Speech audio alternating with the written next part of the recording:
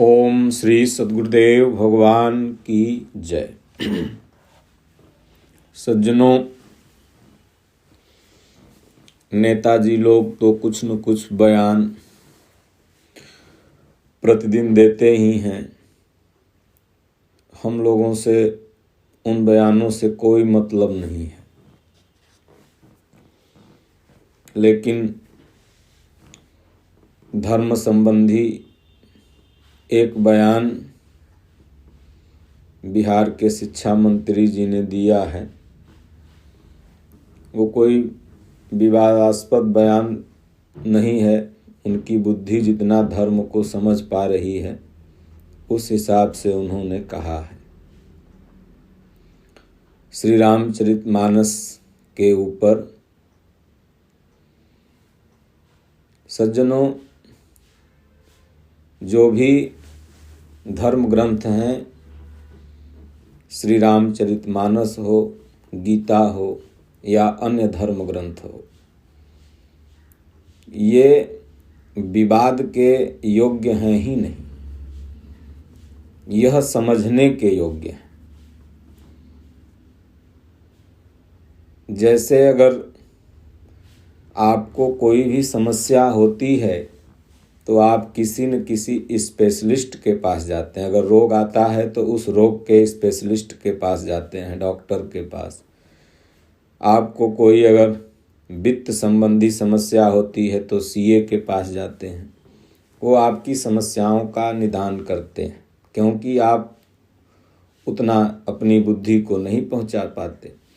उसी तरह अगर धर्म में कोई भी दोहा, चौपाई या श्लोक का अर्थ हमें आपको नहीं आता है तो उसके लिए जो धर्म के मर्मज्ञ हैं महापुरुष, तथा कथित महापुरुष नहीं, जो सिर्फ अपने आगे महापुरुष लगा लिए हैं, ऐसे महापुरुष नहीं, वो तथा कथित हैं। हाँ, आज भी महापुरुष हैं। ऐसे महापुरुष के शरण में जाना चाहिए, जिन्होंने अपने मन सहित इंद्रियों को बस में करके उस शास्त्र को पढ़ा नहीं बल्कि उस शास्त्र को जिया, अपने अंदर जिया। तो मानस को वही समझ पाएगा जिन्होंने प्रभु राम जी के चरित्र को अपने मानस में उतार लिया है, अपने मानस में जी लिया है। जैसा कि मानस में गोस्वामी जी ने कहा भी कि जानत तुम ही हो जाए। जो जिसको जानता है वैसा ही हो जाता है। अगर आप जीवन भर एक अच्छे महापुरुष के बारे में चिंतन करिए, उनके बारे में जानिए, रिजल्ट यह होगा कि उनके गुण आपके अंदर प्रवेश कर जाएंगे। अगर आप किसी एक दुर्गुणी व्यक्ति को जीवन भर जाने, घंटा 2 घंटा 10 घंटा उसका संगत करें, निश्चित रूप से उसका दुर्गुण आपके अंदर प्रवेश कर जाएगा। तो इसलिए राम जी को अपने मन में बसाने वाला वह महापुरुष राम जी जैसा हो जाता है। इसलिए ऐसे महापुरुष ही इस शंका का समाधान कर सकते हैं। अब आप देखें, जितने भी धर्म ग्रंथ हैं सब में एक शब्द वर्ण आया है।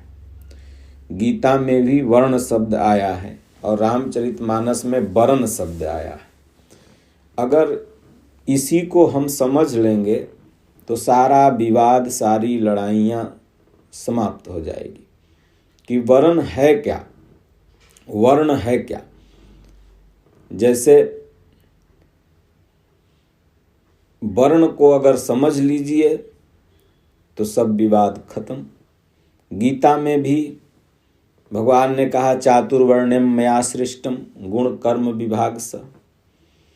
तो हम लोग वर्ण को समझने का प्रयास ही नहीं करते, क्योंकि वर्ण को बाहरी जाति पाति की प्रथा में हम लोगों ने सम्मिलित कर दिया है और वो जाति पाति एक वोट बैंक का आधार बन गई। इसलिए बीच बीच में उसका हम लोग नाम लेकर के अपने को उसका हितैषी मान करके उसका एक वोट लेते हैं। वर्ण शब्द महापुरुषों की शरण में जाके समझना होगा कि आखिर में जो ये वर्ण शब्द आया है ये क्या है। तो सबसे पहले मैं आपको क्लियर कर दूं कि वर्ण मतलब कोई जाति पाति नहीं। शूद्र माने ऐसा नहीं कि बाहर के जो जाति पाति के लोग हैं उनको आप शूद्र कहें। वैश्य मतलब यह नहीं कि जो बाहर के वैश्य हैं, बनिया हैं, इनको आप कहें। या क्षत्रिय मतलब यह नहीं जो बाहर जाति पाति में क्षत्रिय इंगित हैं, आप इनको कहें। या ब्राह्मण यह नहीं कि जो बाहर में ब्राह्मण हैं इनको आप ब्राह्मण कहें। यह साधना का स्तर है। गोस्वामी तुलसीदास जी ने अपना मत स्पष्ट करते हुए कहा है कि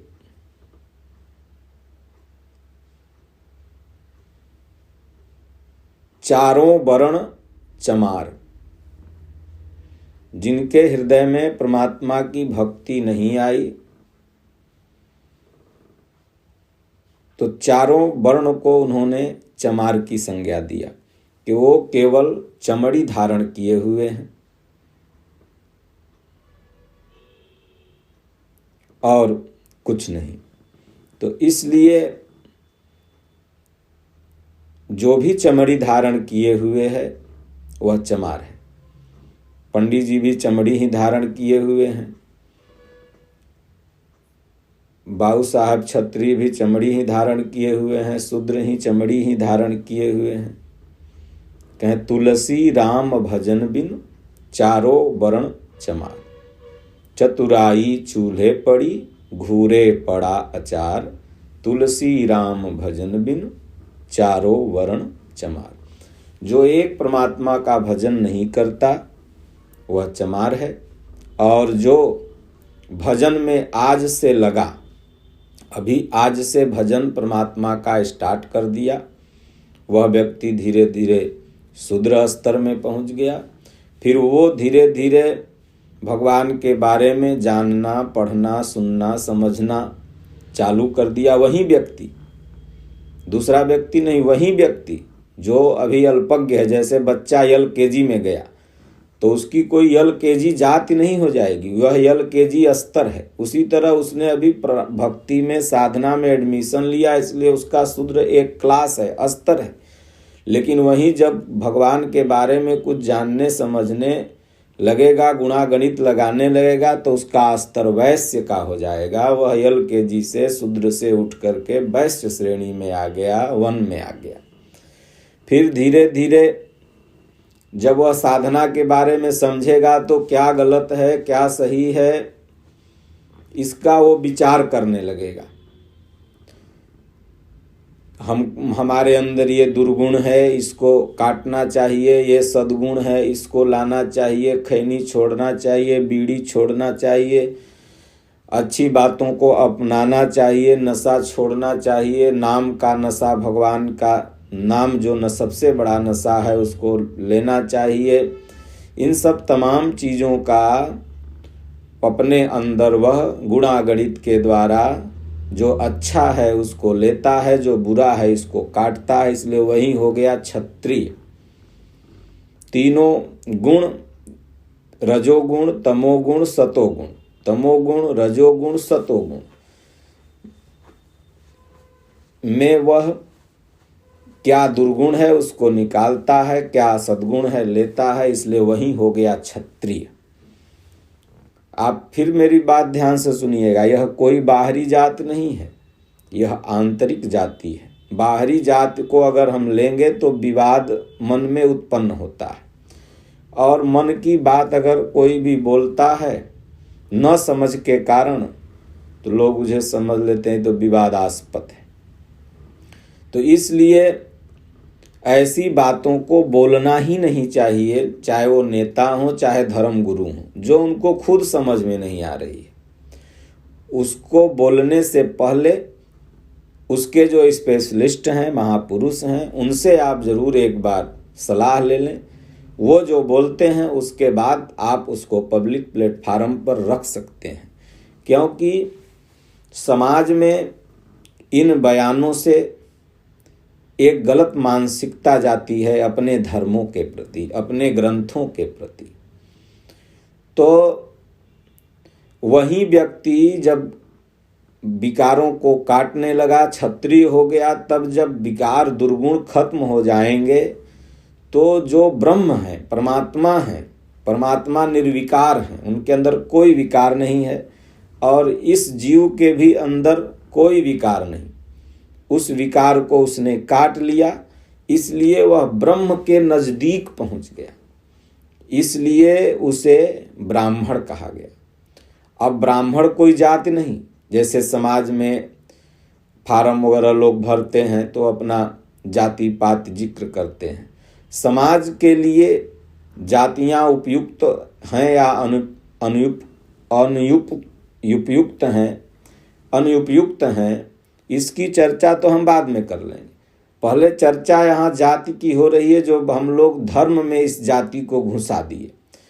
और धर्म को जब तक हम जाति पाति के दृष्टिकोण से देखेंगे तब तक यह समझ में आएगा कि रामायण गीता ये तो ब्राह्मणों के लिए है, क्षत्रियों के लिए है, शूद्रों का तो इसमें निंदा किया गया है। ऐसा कुछ नहीं। गोस्वामी तुलसीदास जी स्वयं ब्राह्मण कुल में जन्मे और लेकिन कहीं भी उन्होंने ब्राह्मण का पक्षपात न करते हुए यह मानस में लिखा कि बड़े भाग्य मानुष तन पावा, सुर दुर्लभ सब ग्रंथ ही गावा, साधन धाम मोक्ष करि द्वारा, पाइन जे परलोक संवारा।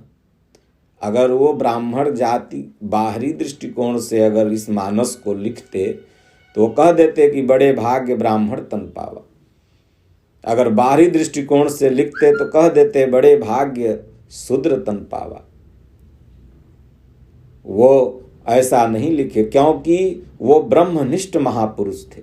चमड़ी भले उनकी ब्राह्मण परिवार में जन्मी हो लौकिक मान्यता के अनुसार, लेकिन महापुरुष की कोई जाति नहीं होती। इसलिए शास्त्रों को जाति पात से ऊपर उठ के पढ़ना होगा और पढ़ करके सिर्फ भुला नहीं जाना है, बल्कि उस पर चलना है।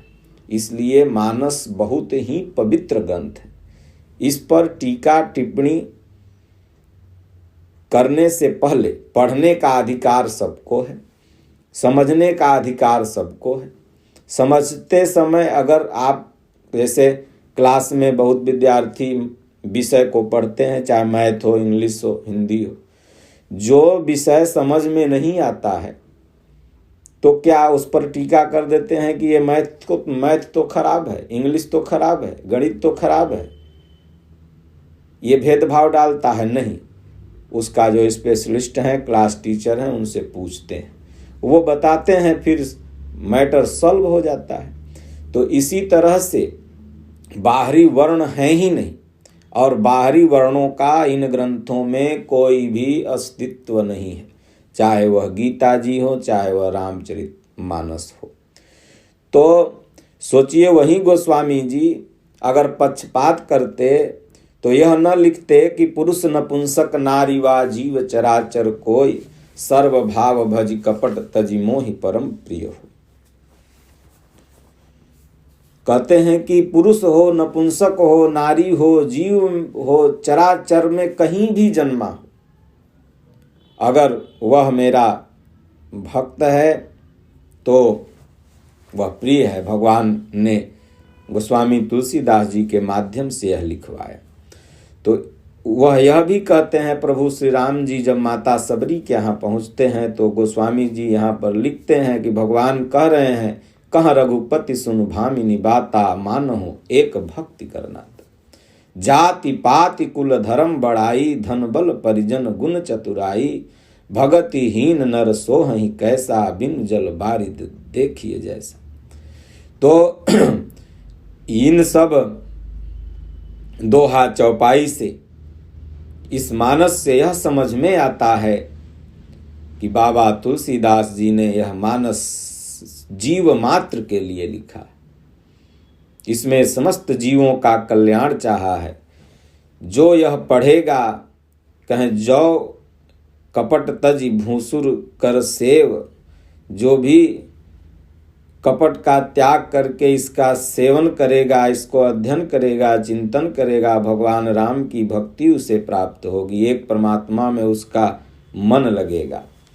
खैर, तो कहने का तात्पर्य है, आजकल कुछ भक्तों ने कहा कि महाराज जी धर्म का विषय है, इसलिए थोड़ा आप इस पर कन्फर्म कर दें, क्योंकि भक्त लोग तो जानते हैं, अपने आश्रम से जुड़े हुए जो भक्त हैं वो सब जानते हैं, लेकिन जो अभी नहीं जुड़े हैं, जिनके पास श्रीमद् भगवद गीता की भाष्य यथार्थ गीता नहीं पहुंची है, तो अभी वो समझते हैं कि इन सब ग्रंथों में बाहरी जातियों का जिक्र किया गया है, इसलिए वो जितना समझते हैं उतना बोल देते हैं, उनका भी दोष नहीं है।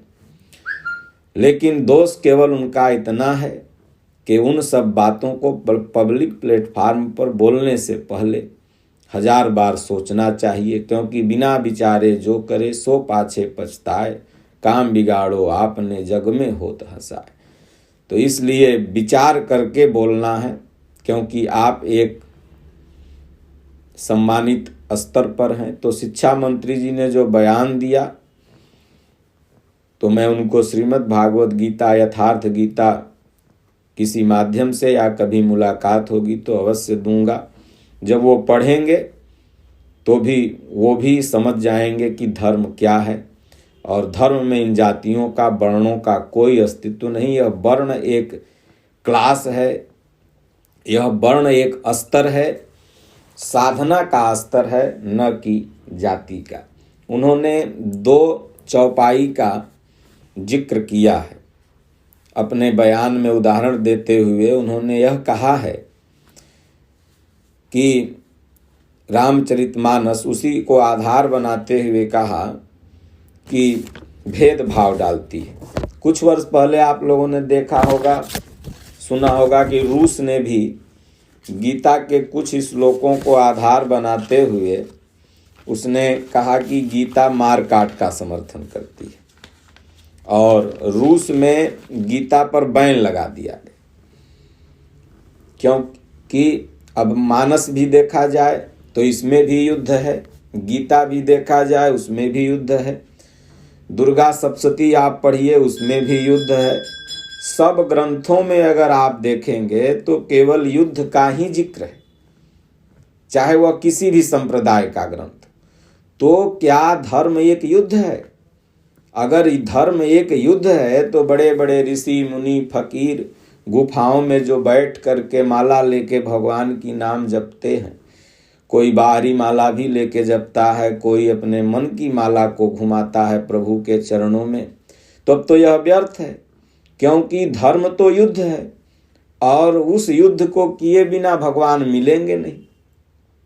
तो वास्तव में सज्जनों, धर्म एक युद्ध जरूर है, लेकिन बाहरी किसी व्यक्ति के बीच में लड़ा जाने वाला युद्ध नहीं है। जैसा आज समाज में, बाहर समाज में लोग लड़ते हैं आपस में, लाठी फरसा ले करके, बंदूक भाला ले करके, वह युद्ध धर्म नहीं है। धर्म कौन सा युद्ध है? हमारे और आपके अंदर, समस्त व्यक्तियों के अंदर एक युद्ध चलता है, निगेटिव पॉजिटिव, गलत सही का। और जब आप भजन करने चलेंगे तो वह युद्ध का सूत्रपात होगा। वहीं अर्जुन कहता था मैं लड़ूंगा, मैं लड़ूंगा, मैं लड़ूंगा, लेकिन जब मुहाने पराद कहा भगवान युद्ध नहीं करूंगा, यहाँ तो सब अपने खड़े हैं, इनसे मैं क्यों लड़ूं? फिर भगवान ने उसे वास्तविक युद्ध बताया कि यह कौरव कौन है, पांडव तुम कौन हो, यह भीम कौन है, यह भीष्म कौन है, सब बताते हुए। और भगवान ने कहा कि ध्यान कर और वह तब तुम्हारे अंदर वास्तविक युद्ध का संचार हो जाएगा। तो कहने का तात्पर्य है कि बाहरी संसार में किसी से भी लड़ना युद्ध नहीं है, बल्कि जब साधना करेंगे तो आपके अंतःकरण में ही एक युद्ध चलेगा। एक मन कहेगा भजन छोड़ दो, एक मन कहेगा नहीं पकड़े रहो, बेड़ा पार हो जाएगा। एक मन कुछ, एक मन कुछ। अब उसी से लड़ना है। अगर आपके अंदर जिस प्रवृत्ति का ज़्यादा सूत्रपात होगा वो उधर आपको उठा के लेके चली जाएगी। गलत वाली प्रवृत्ति ज़्यादा रहेगी तो आपको उठा के बियर बार में पहुंचा देगी, और अगर आपके अंदर सही प्रवृत्ति रहेगी तो कोई महापुरुष के शरण में आपको पहुंचा देगी। तो इसलिए इन लड़ाई का नाम युद्ध है। तो रूस में जब यथार्थ गीता पहुंची, श्रीमद् भगवद गीता की टीका, तो क्योंकि बहुत से अर्थ को न समझ पाने के कारण ही सारा विवाद उत्पन्न होता है। आज जो भी समाज में ऐसे ऐसे विवाद बहुत देखने को मिलते हैं। हमारे पूज्य दादा गुरु महाराज विचरण काल में थे तो रामचरितमानस के तमाम दोहा चौपाई को पढ़ पढ़ के फाड़ देते थे पन्ने लोग।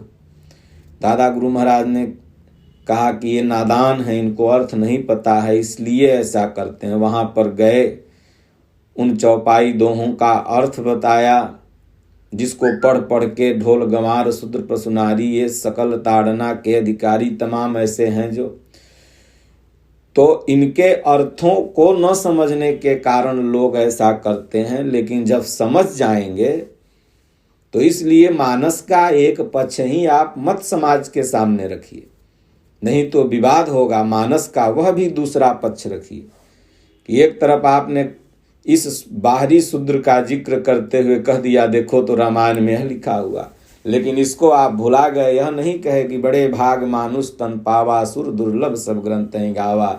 देखो रामायण तो पूरे मानव मात्र के लिए है, देवताओं को भी दुर्लभ है जो मनुष्य शरीर वह हमें तुम्हें मिला है, इसलिए भजन करो। इसको आप पढ़ना भूल गए और उसको आपने याद रखा। एक पक्ष को आपने पुरुष नपुंसक नारी वा जीव चराचर कोई सर्व भाव भज कपट तजि मोहि परम प्रिय हो। इस पक्ष को तो आप भूल गए, लेकिन उस पक्ष को आपने याद रखा। तो इसलिए सज्जनों, यह जो विवाद हुआ है, यह विवाद रामचरितमानस के 4 वक्ता हैं और 4 श्रोता हैं। पहले इस पर हम आपको शॉर्ट में बताते चलें, ताकि बिना पूरा चीज़ बताए आपको समझ में नहीं आएगा, और नहीं समझ में आएगा तो फिर एक विवाद यहाँ भी खड़ा आप कर देंगे।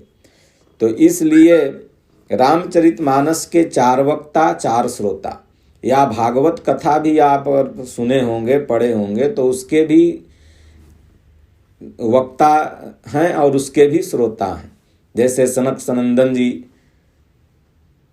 शौनक ऋषि और सूत ऋषि संवाद है, मैत्रेय जी विदुर जी संवाद है, और सुखदेव महाराज और क्या नाम है राजा परीक्षित जी का संवाद है। उसी तरह मानस भी गोस्वामी जी ने सेम लिखा है।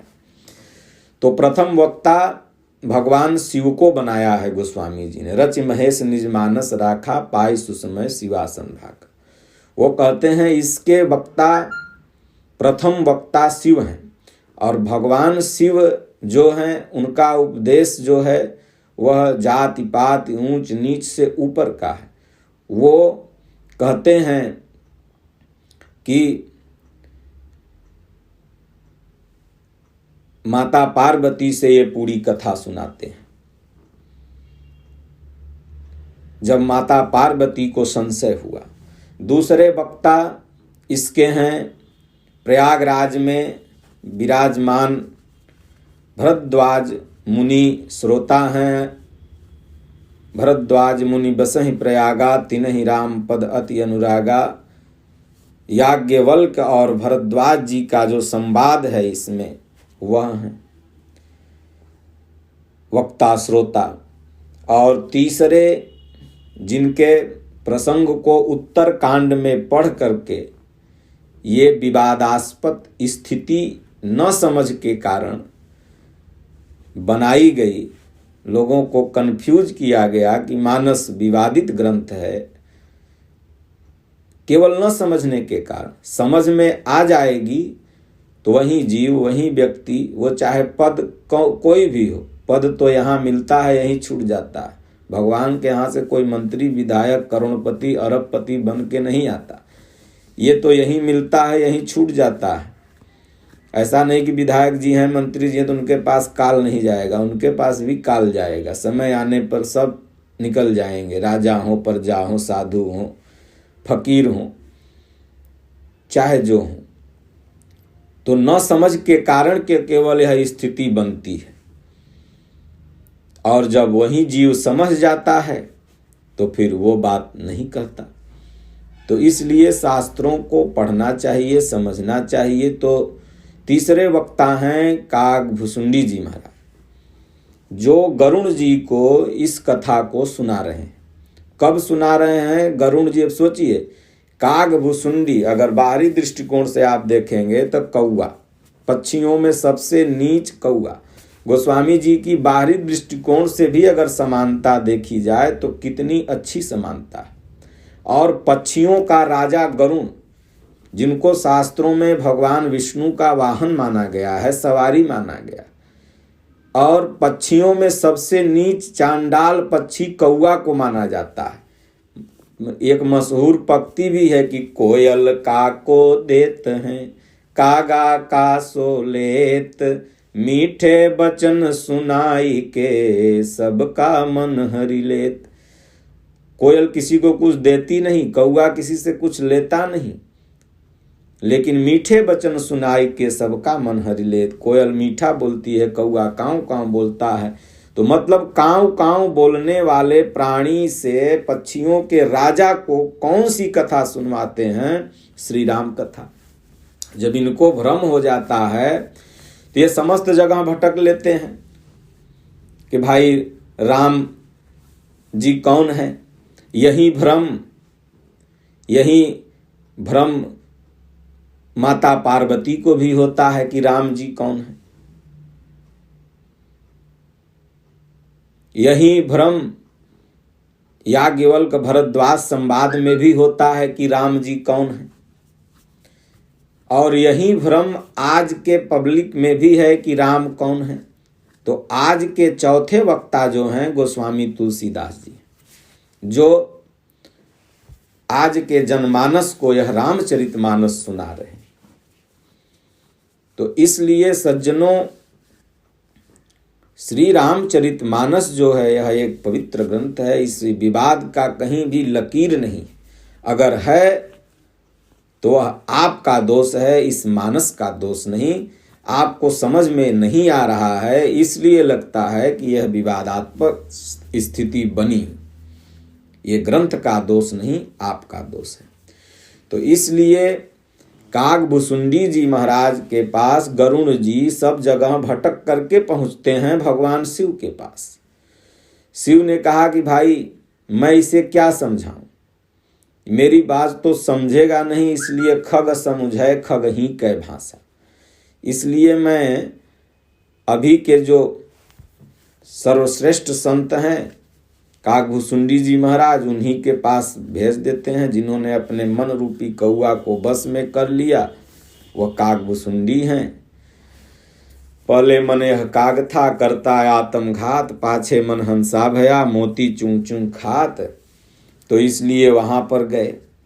अब वहाँ पर जब गए तो वहाँ पर जाने से उनके आश्रम में जैसे ही पहुँचे तो सदा कृतारथ रूप तुम कह मृदु बचन खगेश, जहीं के स्तुति सादर निज मुख कीन महेश। सुनहु तात जहि कारण आयो, सो सब भयों दरस तव पायों, देखि परम पावन तव आश्रम, गयों मोह संशय नाना भ्रम। इसलिए आज के समय में जिन्हें भी धर्म संबंधी मन में प्रश्न हो, वो पूज्य गुरुदेव भगवान जो जिनका निवास भारतवर्ष में संपूर्ण आश्रम में 3-4 आश्रम पर अधिक रहता है, लेकिन ज़्यादातर सक्तेशगढ़, चुनार, विंध्याचल के बगल में रहते हैं। अगर आपको धर्म संबंधी कोई प्रश्न हो, आप वहाँ जाके या आज के जो भी माध्यम है उस माध्यम से, सोशल नेटवर्किंग के भी माध्यम से आप वहाँ क्वेश्चन करके उत्तर जान सकते हैं। या उनके जो छोटे छोटे आश्रम हर जगह हैं, हर प्रदेशों में स्थित हैं। आप वहाँ जा कर के भी उस प्रश्न को पा सकते हैं, या तो आप यथार्थ गीता निःशुल्क अपने घर मंगा करके भी पढ़ के उन सारे प्रश्नों का हल जान सकते हैं। तो उसी तरह आश्रम में जाते ही काकभुसुंडी जी महाराज के गरुण जी का आधा भ्रम तो नष्ट हो गया। तब कहते हैं प्रभु अब हमें भगवान की कथा सुनाएं। सोचिए, काकभुसुंडी जी महाराज भगवान की कथा सुनाते हैं। बालचरित कहि विविधि विधि मन मह परम उछा, हरिषि आगमन कहे से पुनि श्री रघुवीर विवाह। प्रभु अवतार कथा पुनि गाई, तब शिष्य चरित कहे मन लाई। प्रथम ही अति अनुराग भवानी, रामचरित सर कहे से बखानी। पुनि नारद सर कर मोह अपारा, कहे से बहुरी रावण अवतारा। जो भी समस्त कथा थी उन्होंने कह दिया। अब हम पूरा पढ़ेंगे तो समय बहुत ज़्यादा हो जाएगा। संक्षिप्त जानकारी आपको देते चल रहे हैं। अब हम चलते हैं। जब कथा उन्होंने सुना तो कहें गयों मोर संदेह, सुने सकल रघुपति चरित। भयं राम पद नेह, तव प्रसाद बायस्तिल। जो भी मन में संदेह था, अगर मन में संदेह हो शास्त्रों के प्रति तो शास्त्र को उंगली मत उठाइए, उस संदेह को आप दूर कीजिए। मन में संदेह था कि राम कौन है, तो राम जी पर अंगुली न उठा करके अपने संदेह को दूर करने के लिए गरुण जी गए। माता पार्वती पूर्व जन्म में जो सती थी उन्हें संदेह था, तो राम जी पर उंगली न उठा के भोलेनाथ से प्रश्न की। भोलेनाथ ने त्याग दिया, इसलिए सती रूप से फिर जली, फिर हिमांचल मैना के यहाँ जन्मी, फिर उसके बाद पार्वती तन पाई, और उसके बाद आती हैं तो फिर राम कथा सुनती हैं। हमारे मन के अगर अंदर, आपके मन के अंदर अगर संदेह है कि राम जी कौन है, तो कोई गोस्वामी तुलसीदास जी जैसा महापुरुष के शरण में जा कर के, जो अब तो गोस्वामी तुलसीदास जी सशरीर हैं नहीं, लेकिन महापुरुष तो सदैव रहते हैं। राम आज भी हैं, भगवान कृष्ण आज भी हैं, गोस्वामी तुलसीदास आज भी हैं, स्वामी विवेकानंद जी आज भी हैं, रामकृष्ण परमहंस जी आज भी हैं। न रहते हुए भी वो किसी न किसी रूप में विद्यमान हैं। इसलिए संत विशुद्ध मिलहि परितेहि, राम कृपा करि चितवा जेहि। राम कृपा तव दर्शन भयऊँ, तव प्रसाद सब संशय गयऊँ। तुमहि न संशय मोहन माया, मो पर नाथ कीन तुम दाया। पठई मोहि मिस खगपति तोहि, रघुपति दीन बड़ाई मोहि। जब गरुण जी बड़ाई करते हैं काकभुसुंडी दास जी की, आपकी भगवान की कृपा हुई इसलिए आप जैसे संत मिले, तब काकभुसुंडी जी बड़े विनम्र भाव में कहते हैं, नहीं भगवान, आपको न संशय और मोह कुछ भी नहीं था, ये तो राम जी की कृपा थी, मुझे बड़ाई देना था इसलिए आपको भेजा। यह देखिए भक्त और शिष्य का क्या भाव होता है। शिष्य रूप में गरुण जी थे और महापुरुष रूप में यहाँ काकभुसुंडी जी थे, लेकिन एक महापुरुष कह रहे हैं नहीं नहीं, यह मेरी कोई बड़ाई नहीं, भगवान की बड़ाई है, और गरुण जी कह रहे हैं नहीं प्रभु, यह तो राम जी की कृपा हुई कि आप जैसे संतों का दर्शन हो गए। तो सज्जनों, मानस में कहीं भी विवाद का स्थान ही नहीं है। मानस मानव मात्र के लिए है, विश्व में कहीं भी जन्मा है उसके लिए है। अब यह विवाद वाली जो लाइनें हैं, तो यह लाइन यहीं से प्रारंभ होती है। जब शुरू से हम देखेंगे तभी समझ में आएगा। जब गरुण जी कहे प्रभु आप इतने ज्ञानी हैं और ये कौवा का शरीर कैसे आपको मिला हुआ है, इस पर थोड़ा सा विस्तार से हमें बताएं, क्योंकि राम कथा तो आपने हमें सुना दी, लेकिन आप अपनी कथा हमको नहीं सुनाए। इसलिए प्रभु आप कारण कवन देह यह पाई, तात सकल मोहि कहूँ बुझाई। रामचरित सर सुंदर स्वामी, पायऊँ कहाँ कहूँ नभगामी। इसलिए भगवान ये कारण, किस कारण से आपने देह यह पाया, और फिर भगवान का चरित्र आपको कब मिला। तब काकभुसुंडी जी महाराज कहते हैं कि देखिए, मैं इस तरह से भगवान का चरित्र पाया कि कौशलपुर में गया, वहाँ मैं शूद्र तन में जन्मा। पूरब कल्प एक प्रभु, जुग कलि जुग मल मूल। नर अरु नारी अधर्म रत, सकल निगम प्रतिकूल। हे प्रभु, पूर्व के एक कल्प में मैं पापों के मूल युग कलयुग था, जिसमें पुरुष और स्त्री सभी अधर्म परायण और वेद विरोधी थे। कलयुग के युग को हम लोग समझ बैठते हैं पाप का युग। कलयुग माने होता है यंत्र का युग। पहले के जो भी युग थे, द्वापर, त्रेता, सतयुग, तो किसी में नाम जप, किसी में प्रभु के पर विश्वास और किसी में यज्ञ वगैरह इत्यादि पर विश्वास होता था। लेकिन कलयुग एक ऐसा युग है जिसमें यंत्रों पर विश्वास है, भगवान पर विश्वास बाद में, यंत्र पहले। अगर कोई आपको कहे टाइफाइड है, आप नहीं मानेंगे। अगर मशीन बोल दिया टाइफाइड है, गलत जांच भी आ गई तो भी मान करके टाइफाइड के लोग दवा खाते ही हैं। और हमेशा गलत जांच तो आती नहीं, सही आती है, लेकिन जैसे गलत भी आ गई तो भी हमने मशीन की ही बात मानी, कोई आदमी की बात नहीं मानी। इसलिए यह कलयुग है। अब कलयुग का मतलब पाप का युग। लोग बहुत लोग कहते हैं हम तो कलयुग में आए हैं इसलिए पाप करने के लिए आए हैं। ये युग सदैव रहता है, ऐसा नहीं कभी कलयुग है, कभी त्रेता था, कभी द्वापर था, कभी सतयुग था, नहीं।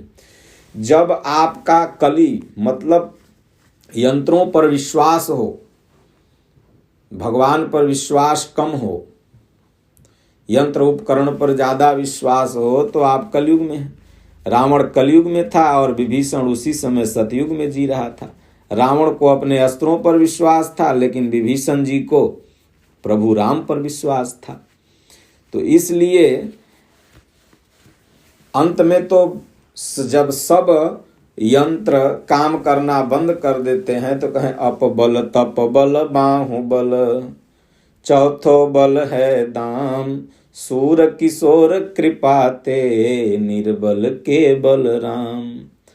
तो जब यंत्रों उपकरणों पर विश्वास है तब तक आप कलयुग में हैं, अपना बल बाहुबल में विश्वास है तब तक कलयुग में है। लेकिन धीरे धीरे आपका विश्वास जब एक समय आता है तो इन सब से भी ऊपर उठने लगता है, भगवान की अनुभूति होने लगती है, तो आप धीरे धीरे द्वापर, त्रेता और सतयुग तक पहुंच जाते हैं। तो कलयुग जब तक यंत्र उपकरणों पर विश्वास होता रहेगा तब तक पाप होता ही रहेगा। पाप का मतलब बार बार 84 लाख योनियों की यात्रा होती रहेगी। लेकिन जब भगवान पर विश्वास हो जाएगा तो मुक्ति मिल जाएगी। खैर, वीडियो बहुत लंबा हो जाएगा, इसके लिए तमाम और सत्संग डाले हुए हैं, आप लोग उसको सुनिए। तो ये कहते हैं कि मैं शूद्र तन में जन्मा। शूद्र तन, स्वयं काकभुसुंडी जी अपने को शूद्र तन, मतलब मेरा स्तर शूद्र तन का था, शूद्र लेवल जो शूद्र तन का था, और शूद्र तन के लेवल के चलते मैं अपने गुरु की बात नहीं समझ पा रहा था। गुरु की बात नहीं समझ पा रहा था, गुरु कुछ भी कहें मैं नहीं मान पा रहा था। तो उसी में वो जिक्र करते हुए गोस्वामी तुलसीदास जी महाराज काकभुसुंडी जी के माध्यम से गरुण जी को यह कथा सुनवाते हैं और कहते हैं कि देखिए, जब यंत्रों उपकरणों पर जब विश्वास होता है, पाप की अधिकता बढ़ने लगती है, तो लोग कैसे होते हैं उस पर चर्चा करते हुए यह बताते हैं, तब हमारी विचारधाराएं कैसी हो जाती। अब किसी ब्राह्मण, क्षत्रिय, वैश्य, शूद्र के लिए बाबा तुलसीदास जी नहीं कर रहे हैं।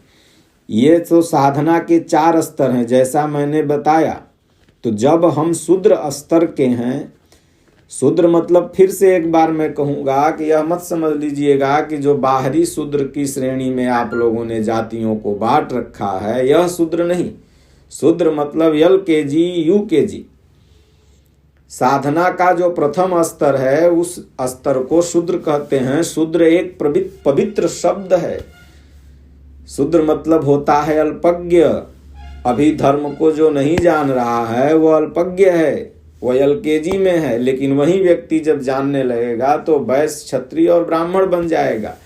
जैसे मानस में गोस्वामी तुलसीदास जी ने ब्राह्मण हनुमान जी को भी बनाया और विप्रवर बनाया किसको, तो वाल्मीकि जी को। भगवान जब राम कुटिया में जाते हैं वाल्मीकि जी के, तो मुनिते ही राम दंडवत कीन्हा आशीर्वाद विप्रवर दीन्हा। तन से तो वह कोल भील के यहाँ जन्मे थे, लेकिन प्रभु जब जाते हैं तो विप्रवन बन के, जो कि प्रभु का तन क्षत्रिय श्रेणी के साधक क्षत्रिय कुल में था, लेकिन जब वह जाते हैं तो वहाँ तन की अधिकता नहीं है बल्कि धर्म की अधिकता है। इसलिए भगवान सम्मान करते हुए स्वयं वाल्मीकि जी को दंडवत करते हैं। एगो होता है प्रणाम करना, आप खड़े खड़े हाथ जोड़ लेते हैं प्रणाम हुआ।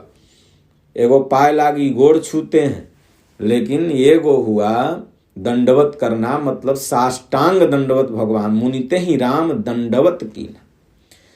हनुमान जी भी ब्राह्मण बनते हैं कब, जब विप्र रूप धरि कपितः गयौ।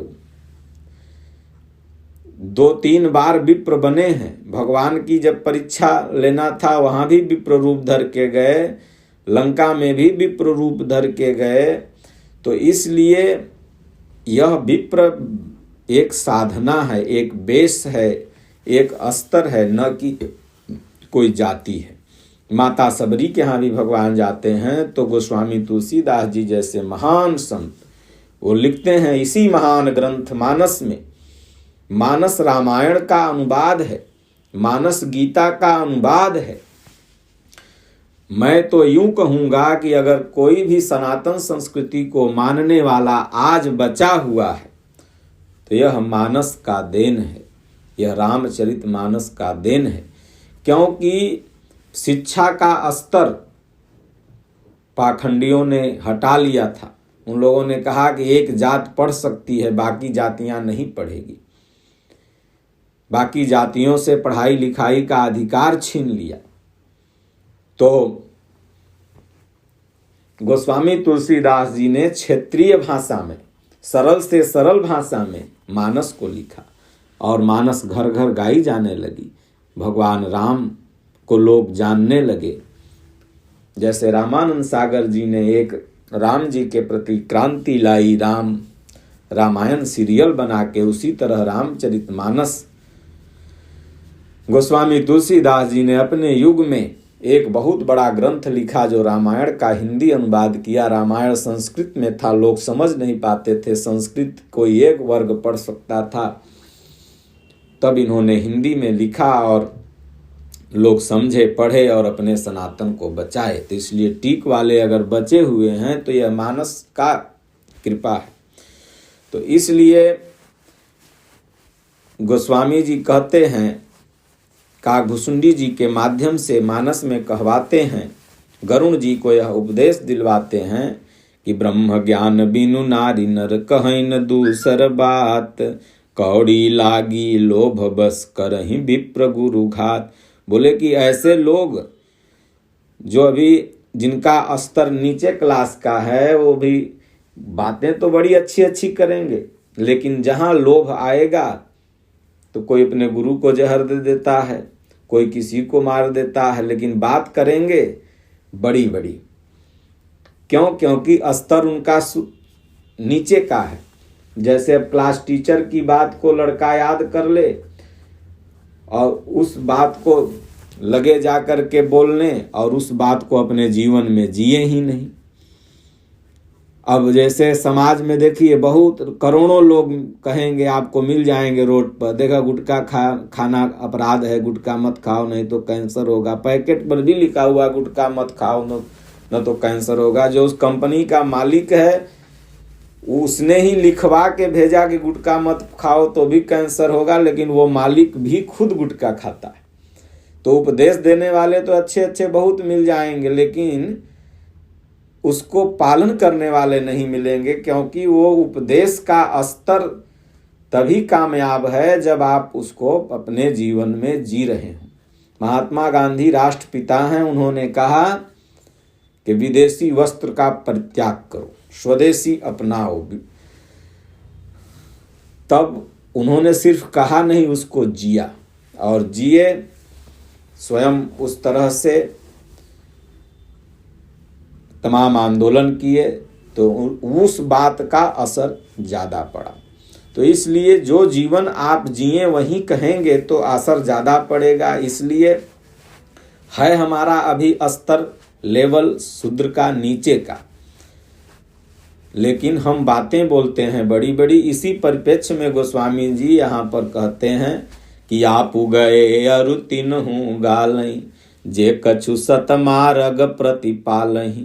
कलप कलप भरी एक एक नरका, परहीं जे दूसहीं श्रुति करी तरका। ऐसे लोग अपने तो भी चले जाते ही हैं नरक में, और जो कुछ लोग सत्य मार्ग पर चल रहे हैं उनको भी भटका देते हैं, कंफ्यूज कर देते हैं। देखो इस ग्रंथ में यह लिखा है, मत पढ़ो, ऐसे करो वैसे करो, ये भेदभाव का ग्रंथ है, तमाम चीजें। उसी लाइन कड़ी के नीचे कहते हैं, जे बरनाधम तेली कुमारा, स्वपच किरात कोल कलवारा। नारी मोई गृह संपत्ति नासी, मूढ़ मुड़ाई होई सन्यासी। मंत्री जी ने यही पढ़ा था, जो शिक्षा मंत्री अभी बिहार के हैं, उन्होंने पढ़ा था यही कि भाई देखिए इसमें लिखा हुआ है कि वर्णों में अधम है, तेली कुम्हार, स्वपच किरात कोल कलवार, ये सब वर्णों में अधम है। तो हम लोग क्यों मानस पढ़ें? यह तो मानस हम लोगों के अंदर भेद भाव डाल रही है। मंत्री जी, ये वर्णाधम बाहरी तेली और कुम्हार के लिए, भील कोल चांडाल कलवार जाति के लिए नहीं कहा गया। जो बाहर में जातियां हैं, बाहर की जातियों के लिए मानस हैं ही नहीं। ये तो मानस मानव मात्र के लिए है, और मानव माने तेली नहीं होता, मानव माने कुम्हार नहीं होता, मानव माने हिंदू नहीं होता, मानव माने सिख नहीं होता, मानव माने ईसाई नहीं होता। वर्णाधम, वर्णों में अधम, साधारणतया दृष्टि से देखा जाए तो वर्णों में अधम कोई भी पढ़ेगा, जिसको अभी धर्म की जानकारी नहीं है तो समझ लेगा, अरे बाप रे, मैं तेली हूँ तो मैं वर्णों में अधम हूँ, मैं कुम्हार हूँ तो मैं वर्णों में अधम हूँ, मैं चंडाल हूँ, मैं भील हूँ, मैं कोल हूँ। जो कि उस भीलनी को प्रभु श्री राम जाके कहते हैं कि मानव एक भगति करनाता। उस कोल जाति में जन्मे हुए वाल्मीकि जी को प्रभु कहते हैं मुनिते ही राम दंडवत कीन है। तो इसलिए ये वर्णाधम का मतलब होता है जो अभी धर्म को नहीं जान रहा, जो धर्म को सही स्वरूप में नहीं जान रहा और सिर्फ बेस बना लिया साधुओं जैसा।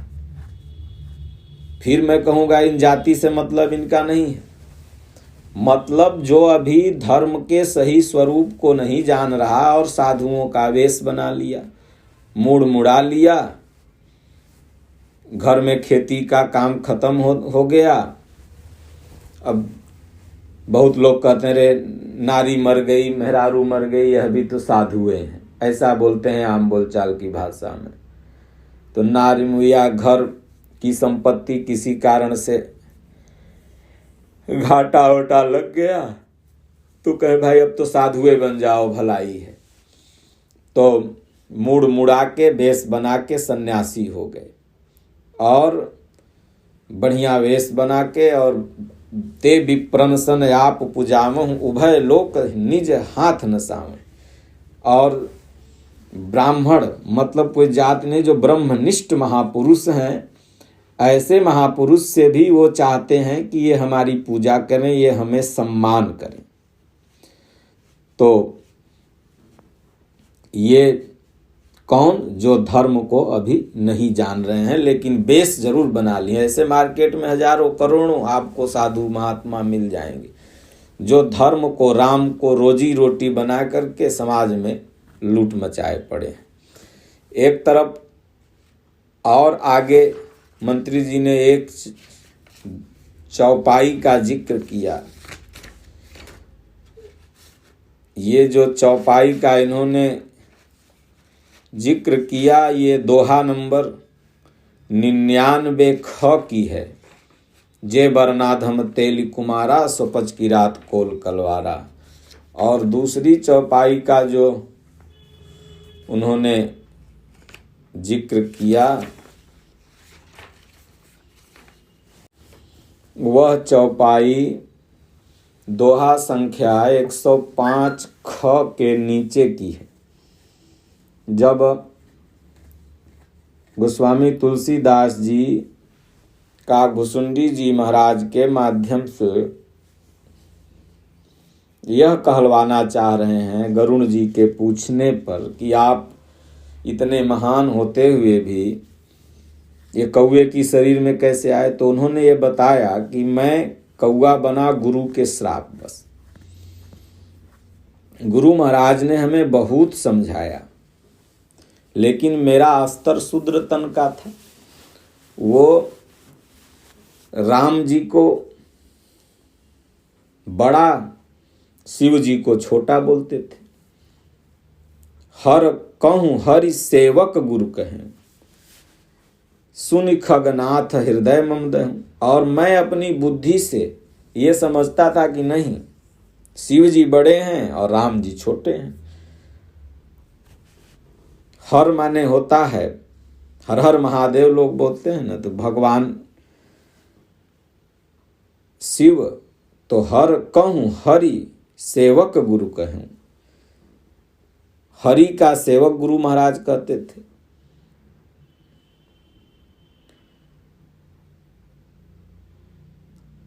एक बार हरि मंदिर जपत रहें शिव नाम, गुरु आयों अभिमानते उठ नहीं कीन प्रणाम। इसीलिए मैं गुस्सा गया, बोला कि अरे राम ही भजहि तात शिव धाता, नर पामर कै केतिक बाता, जा सुचरण अज शिव अनुरागी, ता सुद्रोह सुख चहस यह भागी। शिव सेवा कर फल सुत सोई, अविरल भगति राम पद होई। तो इसलिए गुरु महाराज हमेशा राम जी को बड़ा बोलते थे, शिव जी को छोटा बोलते थे। इसलिए मंदिर में आए तो मैंने उनका सम्मान ही नहीं किया, क्योंकि मेरा जो स्तर था वह अल्पज्ञ स्तर का था। लेकिन मैं नहीं समझता था कि मैं अल्पज्ञ हूँ, मुझको लगता था मैं ज्ञानी हूँ और गुरु जी को थोड़ा कम ज्ञान है। ऐसी भावना प्रत्येक शिष्य के अंदर रहती थी। अर्जुन भी भगवान कृष्ण को समझा रहा था, प्रभु हम इनको भला क्यों मारें, ये बेचारे नादान हैं, लेकिन हम आप तो ज्ञानी हैं, इनको मारने से हमें ये वैभव नहीं चाहिए, अगर मिलता भी है तो। भगवान ने जब समझाया तो अर्जुन को लगा कि मैं सबसे बड़ा ज्ञानी हूँ। तो उसी तरह यहाँ पर काक भुसुंडी जी महाराज को जब उनके गुरु महाराज समझा रहे हैं कि देखो राम जी का भजन करो, एक परमात्मा का भजन करो, और उन्हीं परमात्मा के अंश हैं ब्रह्मा विष्णु महेश। जैसा कि मानस में पीछे गोस्वामी जी ने इसका जिक्र भी किया है कि जब हनुमान जी विप्रवेश में जाते हैं तो गोस्वामी तुलसीदास जी यहाँ लिख रहे हैं कि भगवान से हनुमान जी पूछते हैं कि की तुम तीन देव महकोऊ, नर नारायण की तुम दोऊ, की तुम अखिल भुवनपति लीन मनुज अवतार, निज इच्छा निर्मितन माया गुण गोपार। आप कौन हैं? तीनों देवताओं में से कोई हैं, ब्रह्मा विष्णु महेश में से, कि नर नारायण किया हैं, कि आप अखिल भुवन के पति हैं। मतलब अखिल भुवन पति राम जी थे, लेकिन राम जी ने कहा नहीं, मैं तो कुछ नहीं हूँ।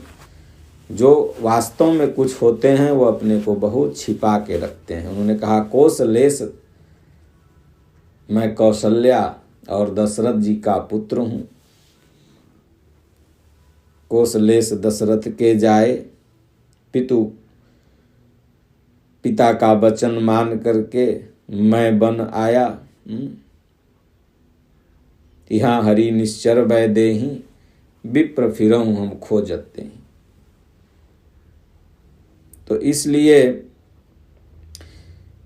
जिस पंक्ति का उन्होंने कहा कि भाई इसका कोई अर्थ बताए कि अधम जाति में विद्या पाए भयहु जथा अहि दूध पिया, तो मंत्री जी इसका अर्थ यही होगा कि अधम जाति, ये तेली, कुम्हार, बनिया, चंडाल, कोल, भील, ये अधम जाति नहीं है।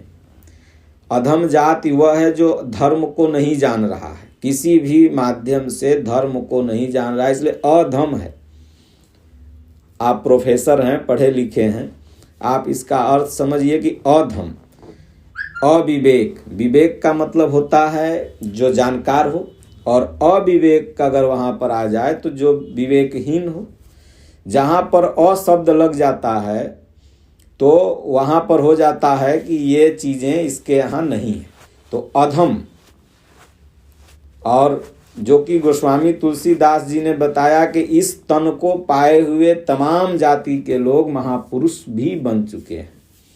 इसलिए ये बाहरी जात पात के लिए नहीं लिखा गया, यह जो साधना का जो एक स्तर है, एक क्लास है, उसके बारे में। तो अधम जात गोस्वामी तुलसीदास जी काकभुसुंडी जी महाराज से कहवा रहे हैं, गरुण जी को सुनवा रहे हैं कि गरुण जी महाराज कहते हैं कि मैं उस समय, हे गरुण जी, धर्म को भली भांत नहीं जानता था, इसलिए भयं जथा अहि दूध पियाए। जैसे सर्प को दूध भी पिला दीजिए तो भी अगर पैर आपका उसके ऊपर पड़ जाए तो आपको काट लेगा, उसी तरह से जो अभी धर्म को नहीं जान रहा है, अगर उसको आप लाख विद्या दे दीजिए तो भी वो क्या करेगा, वही करेगा जो उसे नहीं करना चाहिए। जैसे कोई मंत्री बनता है, प्रधानमंत्री बनता है, तो उसे एक शपथ दिलाई जाती है, राज्यपाल शपथ दिलाते हैं, प्रधानमंत्री को राष्ट्रपति दिलाते हैं। तो शपथ में गोपनीयता रखी जाती है कि मैं इस गुप्त मत की जानकारी किसी को भी नहीं दूंगा, किसी को नहीं बताऊंगा, क्योंकि उनका वो लेबल है, इसलिए उन्हें वह पद मिला। तो अब जिसका लेवल नहीं है, अगर उसको उन सब गुप्त जानकारियों का जिक्र करा दिया जाए, वो तो सबसे जाकर के कहेंगे भाई हमको तो ये पता है, ये पता है, इस देश में यहाँ यह रखा है, इस देश में यहाँ यह रखा है, क्योंकि अभी उनका वो लेवल नहीं है। तो जो उस लेवल को प्राप्त व्यक्ति है, जो धर्म को जानता है, अगर उसे आप धर्म की जानकारी देंगे, जिसका लेवल अभी ब्राह्मणत्व महापुरुष के तरफ है, क्षत्रिय श्रेणी का साधक है, वैश्य श्रेणी का साधक है, शूद्र श्रेणी का साधक है, वो समझेगा। लेकिन अभी जो अधम है, मतलब धर्म के प्रति बिल्कुल अनभिज्ञ है, उसे अगर आप धर्म की जब बात बताएंगे तो कहेगा ये सब कपोल कल्पित बातें हैं, भगवान होते ही नहीं, फलना ढेकना, कह के अलग हट जाएगा। तो वह व्यक्ति वैसा ही होगा जैसा कि अही को दूध पिला दीजिए तो भी आपको मौका मिलने पर अपना काम कर ही देगा। तो इसलिए सज्जनों, मानस जो है यह बाहरी जात पात के दृष्टिकोण से लिखा ही नहीं गया है, यह मानव मात्र के लिए लिखा गया है। मानी कुटिल कुभाग्य कुजाति, गुरु कर द्रोह करऊं दिन राति। फिर भी गुरु महाराज के अंदर कोई क्रोध नहीं था, और शंकर जी आए, मैंने गुरु का अपमान कर दिया, फिर भी जिस शंकर जी का मैं मंदिर में भज करके बैठ करके नाम जप रहा था, वही शंकर जी ने हमें श्राप दे दिया। तो जितने भी ग्रंथ हैं यह गुरु शिष्य संवाद है, चाहे गीता हो, चाहे रामचरितमानस हो, इसलिए प्रत्येक व्यक्ति को गुरुओं की शरण लेना चाहिए। गुरु के शरण में जा कर के मानस और गीता के अर्थ को जानना चाहिए। मंत्री जी ने जो बात कही है, किसी परिप्रेक्ष्य में उनके बुद्धि विवेक से ठीक ही हो सकती है, लेकिन मानस के लिए यह बात उपयुक्त नहीं है। समाज में जाति को न समझने के कारण तमाम विद्वेष की भावना है, ऐसी इसको नकारा नहीं जा सकता, क्योंकि इन्हीं ग्रंथों का सहारा ले लेकर के लोग एक बहुत बड़े विशेष वर्गों को प्रताड़ित किए। ये इतिहासों में भी जिक्र है, इसको नहीं नकारा जा सकता। तुम शूद्र हो, मंदिर नहीं जा सकते हो, तुम्हारे लिए भगवान नहीं है, यह वह। लेकिन मानस में इसका कहीं भी जिक्र नहीं है। मानस में गोस्वामी तुलसीदास जी ने प्रत्येक वर्गों को अपने हृदय में लगाया। मानस पवित्र ग्रंथ है, सबको पढ़ना चाहिए, सबके घर में होना चाहिए, बच्चों को पढ़ना चाहिए और मानस को संपूर्ण सही जानने के लिए यथार्थ गीता अवश्य पढ़ना चाहिए। आज भी देखिए, जैसे बिहार वगैरह में या पूरे भारतवर्ष में कहीं भी जाति के नाम पर एक बहुत बड़े वर्ग को उपेक्षित किया जाता है। तो मंदिर में नहीं जा सकते, 54 कर्म 84 कर्म हो रहा है, भोज होता है तो उसमें खाना बन जाएगा, या तुम दुसाध जाति के हो, चमार जाति के हो तो अलग तुम अपना परोसो खाओ। ये भेदभाव कहीं न कहीं समाज में है, और उसी भेदभाव को दृष्टिकोण में रखते हुए हो सकता है मंत्री ने इस बात को कहा हो। लेकिन उन्होंने जो कहा कि मानस का जो उत्तर कांड है या रामचरितमानस है, देखिए उसमें भेदभाव है नहीं।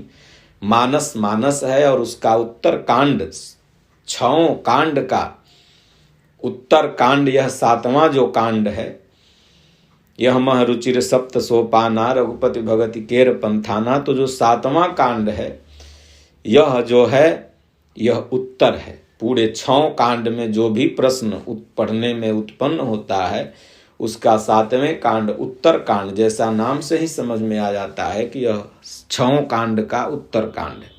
जैसे आप अयोध्या कांड पढ़िए तो अयोध्या कांड से ही समझ में आएगा कि इसमें अयोध्या का जिक्र होगा। बाल कांड नाम है तो बाल कांड आप पढ़िए तो समझ में आएगा भाई इसमें भगवान के बाल लीलाओं का वर्णन होगा। अरण्य कांड पढ़िए तो उसमें नाम से ही समझ में आ जाता है कि इसमें हो सकता है वनगमन की कहानी। आप अगर लंका कांड पढ़िए तो जरूर समझ में आए इसमें युद्ध का जिक्र होगा। आप सुंदर कांड पढ़िए तो लग रहा होगा इसमें सुंदर लीलाएं भगवान की होंगी। प्रभु के सबसे अग्रगणी भक्त हनुमान जी थे, सुंदर भक्त सबसे, तो उनकी लीलाओं का जिक्र है तो समझ में आता है भाई इसमें सुंदर कांड में सुंदर चीजें होंगी। और जैसे ही उत्तर कांड आता है समझ में आ जाता है कि उत्तर कांड। लेकिन ये धर्म ग्रंथों में कहीं से भी छुआछूत का स्थान नहीं है। इनका सहारा लेकर के कुछ लोग समाज में ऐसी गलतियां कर रहे हैं, इसको नकारा नहीं जा सकता। उन लोगों से भी निवेदन है कि ऐसा करने का, ऐसा कहने का मौका ही न किसी को दें कि समाज में वो अपना दर्द प्रकट कर सके। आप सबको लेके चलिए। आज बहुत बड़ा तबका अगर भारत में ईसाई बन गया, बहुत बड़ा तबका अगर भारत में इस्लाम बन गया, तो इसी चलते बना क्योंकि यहाँ पर विद्वेष की भावना, एक भाई को आप छोटा बोलते हैं, एक भाई को आप अपने मंदिर नहीं जाने देते, एक भाई को आपने पूजा करने से रोक दिया, एक भाई को आप अपने साथ बैठा के खाना नहीं खिला सकते, एक भाई को आपने शूद्र कह दिया। इसी भारत में कहा कि तेली का सुबह में मुंह नहीं देखना चाहिए, कलवार का मुंह मत देखो, चंडाल ये सब हैं। तो बाहरी दृष्टिकोण से अगर उन्होंने कहा है तो उनकी भावना दर्द मात्र इतना ही रहा होगा और कुछ नहीं। लेकिन गीता रामचरितमानस पढ़ना चाहिए। बोलिए श्री गुरुदेव भगवान की।